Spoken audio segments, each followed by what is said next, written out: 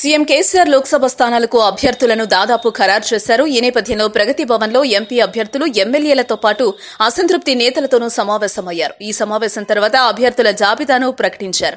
అయితే 5 సిట్టింగ్ ఎంపీలకు మొండిచేయి చూపినట్లు తెలుస్తోంది. మరోవైపు జితేందర్ రెడ్డి, వివేక్లను మార్చాల్సిందేనని ఎమ్మెల్యేలు కేసీఆర్ ను పట్టుబట్టినట్లు తెలుస్తోంది.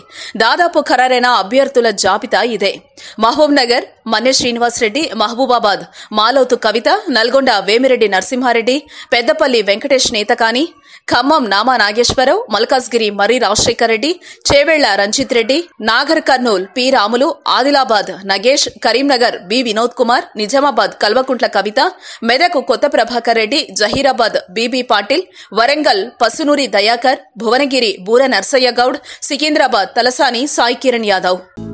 హలో, మిమ్మల్నే యోయో టీవీ యాప్ డౌన్లోడ్ చేసుకున్నారా? ఇంకా లేదా? మీ యాప్ స్టోర్ కి వెళ్ళి వెంటనే డౌన్లోడ్ చేసుకోండి.